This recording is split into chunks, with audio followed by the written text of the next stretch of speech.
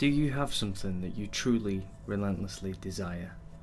Despite your state of life, is there something else that you would go completely to the end of the world to get? Well, lucky for you, there's a way to achieve what you're looking for, and you won't need to go to the end of the world to get it.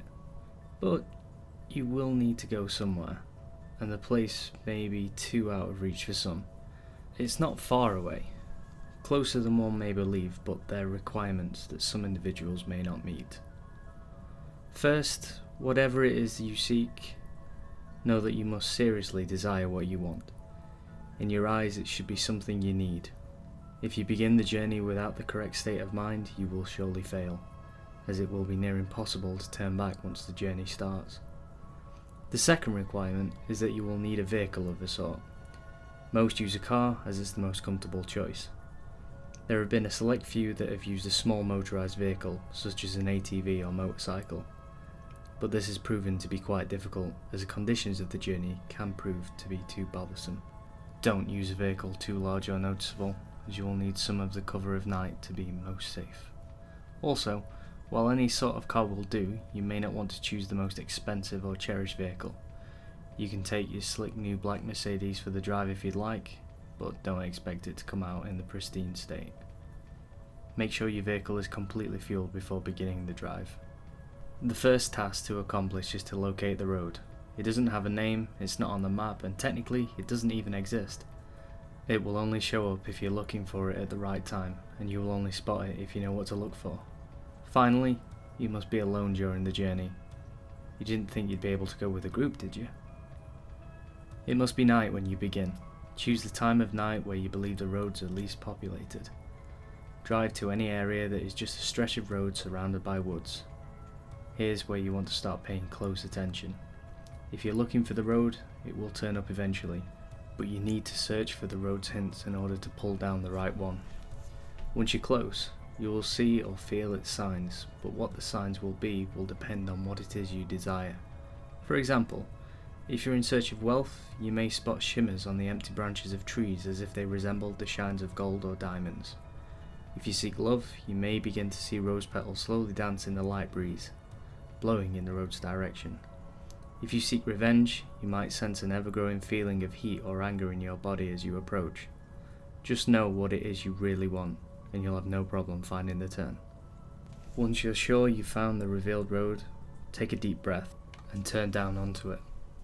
At this point, you've officially started down the nameless road which brings you through 11 miles, leading to whatever it is you seek. Each mile will test your desire and will expose if you really do want what you're searching for. Before you go any further, stop the car and be wary of a few advisements. Do not turn on the radio during the drive. Do not use a phone during the drive, reception would be cut off anyway. Do not open the windows during the drive. Make sure they are closed before you continue. If you're riding a vehicle without windows or a top, then prepare for the worst, as the odds are heavily against you. Don't attempt to leave your vehicle at any time. You'll never want to exceed 30 miles per hour unless you're desperate to make it through a section of the road. And most importantly, as with any drive, buckle up. Feel free to prepare and make sure you're ready. Once the road has been entered, time has stopped, so you don't need to worry about losing the night. Though you may not notice, you're not actually in your own world anymore. Take one last moment to realise that once the first mile is over, there is no turning back. If you ponder turning back at all, know that you shouldn't be on the journey in the first place. Once all is done, start continuing on the road. On the first mile, you won't see much change. The road passes through mostly woods, with a few miles being an exception. The air will turn a bit colder, in which you should turn on your heating system, if your vehicle has one. You won't want to take your eyes off the road later. Take some time to calm any uneasiness by admiring some of the night sky. You'll see it completely lined with stars, more than what you would ever believe possible. If the weather was cloudy beforehand, you'll also notice the sky is now clear. On the second mile, the air will become even colder. This is primarily the reason why travelling in an open vehicle is very difficult. With each mile, the air will drop in temperature, even if the season should be warm. If the air is too cold to bear, even with the heat on, your only option is to speed up. With each mile, the road also becomes more complex, taking more turns and showing an increasing amount of road hazards. Be sure to always keep focused on the road in front of you in order to avoid as many bumps or obstacles as possible. Hitting a few rocks and potholes won't hamper your progress too much, but you want to keep in the best condition for as long as possible. If your vehicle is forced to stop because of damage, then there's nothing left you can do but eventually freeze to death. On the third mile, you may begin to spot silhouettes of human figures in the linings of trees. Pay no attention to them, even if they seem to get closer. It will be hard to resist peeking at their unnerving, distant appearance, but know that they will reveal themselves later. At this mile, the road will become dirt if you weren't driving on it in the beginning. Keep to the centre of the path as it will become narrow and wide at random intervals. On a quick side note, should you ever attempt to turn around, despite the previous warnings, you were left on a path which never ends. You would simply run out of fuel eventually and be left to freeze in the cold conditions. On the fourth mile, you will not only see more of the figures, but you will begin to, in a sense, hear them. In the back of your mind, a very faint, unintelligible whisper will echo. These will come and go, but you can't stop them. If they become bothersome or distracting, try and tune them out by thinking of what it is you desire. Attempting to listen and determine what the voices are saying will only attract them to you, and you want to be as far away from them as you can. They'll be closer later, so there's no use bringing them near you this early. On the fifth mile, you will come to a clearing. The lining of trees to your left will disappear to reveal a lake with no end, with a beaming great moon over the water. The illumination from the moon will be so spectacular that the vehicle's headlights will no longer be required. Restrain yourself from gazing at it. If you look at its light for even more than a few seconds, the road in front of you will end, throwing your vehicle into the water in which you will freeze in mere minutes. The voices will be gone for this mile, but don't rejoice yet. They'll be back. On the 6th mile, take into account that you are more than halfway done. Despite the progress, you may lose hope here. The stars will have disappeared at this point, leaving the sky an empty black abyss. The clearing will have ended, leading you back into the woods. The only light you will have will be provided by your vehicle headlights, but they will flicker from time to time, even if you're sure they're in perfect working order. If you have a radio in the vehicle, it will turn on here automatically. If you didn't turn it off beforehand, it will produce an overwhelming screech that will send you off the path. A calm voice will then begin to speak about your greatest fears, what it is you horror in your life. It will speak in a way that will cause you to visualize the words in your mind, so don't listen to it. If you begin to comprehend what it's saying, the horrors will prove too much for you to stay on the road safely. Attempting to turn off the radio will prove no use. Speed up if you need to, just keep your mind off the voice as much as you can. As you approach the end of the mile, the voice will fade out of the speakers, leaving your ears at peace. For now. On the 7th mile, the voices from the figures will return. It won't sound like a whisper this time, but more like distant screams, growing closer with each second. At some point on this mile, you'll hear one of them in your ear, as if one of them were right behind you. This is because one of the figures have found their way into your vehicle. Do not turn around. Their faces will shock you to a paralysis, leading you off the road. If you don't draw attention to it, it will become uninterested and hopefully leave. These beings are said to be ones who have travelled down this road before, but were unsuccessful. They lived the remainder of their existence suffering, in the darkness, with their only goal being to bring other travellers down with them. It has been said from experience that these beings can't physically harm you, so as long as they don't cause you to wreck, you should be fine. On the 8th mile, slow down if you're going too fast. The road here takes very sharp turns, which, if overshot, will throw the vehicle into a pit through the trees. The cold is near fatal here. If you were to have a glass or bottle of liquid in your vehicle, it would be solid in seconds. The heating system will have become completely obsolete. Your headlights will flicker more, sometimes shutting off for a few seconds. You should brake if this happens, but do not completely stop. The figures will be following you at this point, and should you stop for too long, they will surround and trap your vehicle. More of their screams can be heard outside of your doors, sometimes sounding of maniacal laughter. Their hands will claw at your windows, desperate to reach in and feel something living. Do not look at them. They won't block your windshield, and the last thing you want to happen is to crash and be trapped with them. If you don't make it from here, pray that it's freezing that ends you. On the 9th mile, your vehicle will stall. The headlights will shut off. as with all other systems inside. There's nothing you can do to prevent this. What you will need to do is close your eyes and immediately attempt to restart the vehicle. Keep your eyes closed, as the figures would have surely surrounded you at this point. The starting of the vehicle will frighten them and they will back away temporarily. This will give you a chance to start moving forward again.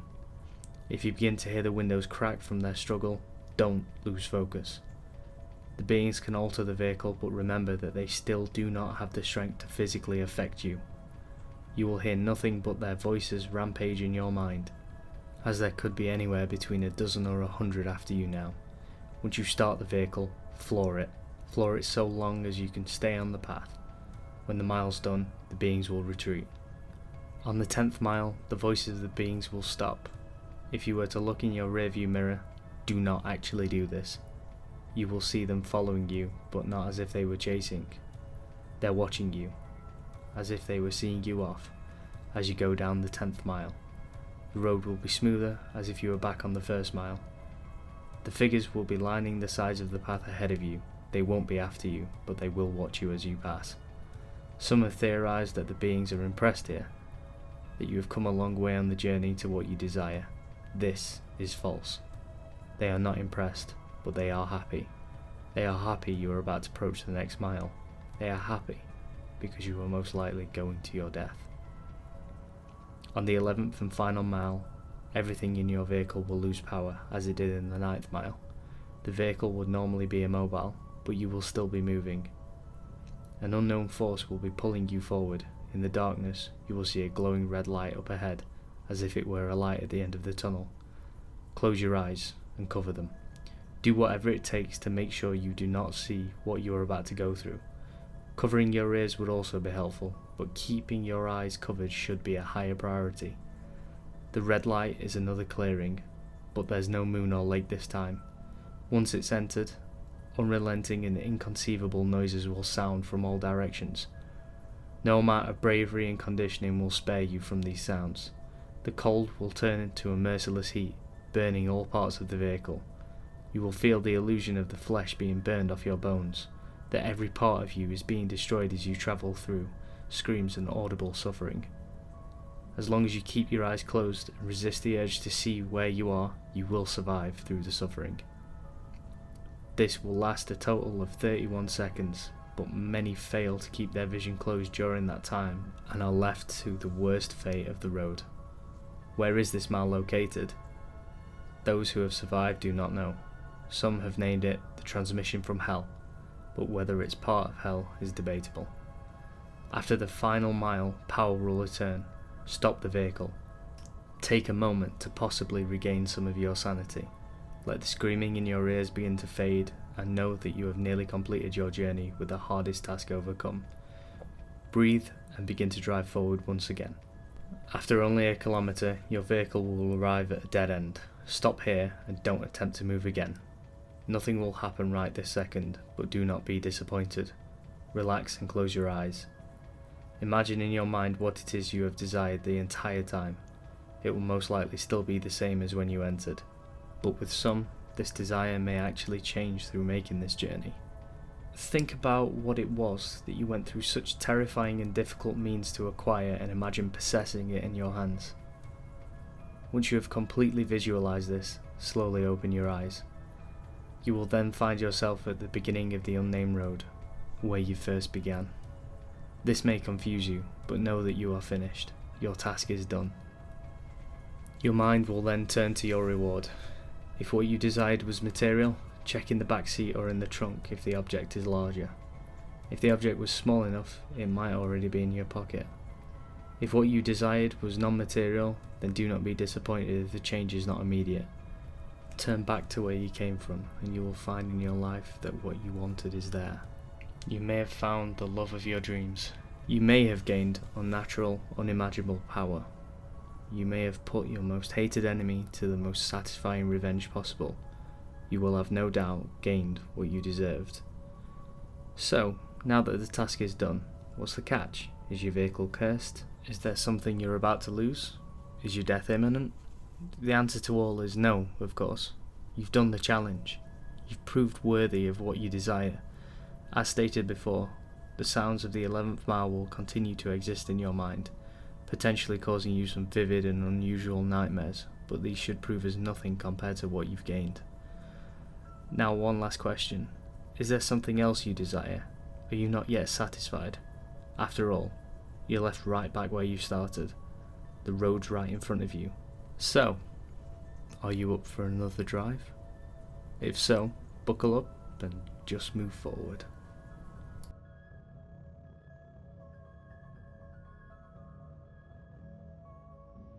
Hey guys, and thank you so much for listening to the second installment of my Sleepypasta series. I'm really enjoying doing these, and I'm grateful for everyone that has listened. So if you have any feedback, comments, anything like that, don't hesitate to put them down below. I'll also be taking suggestions in the comments as well. Thanks, and take care.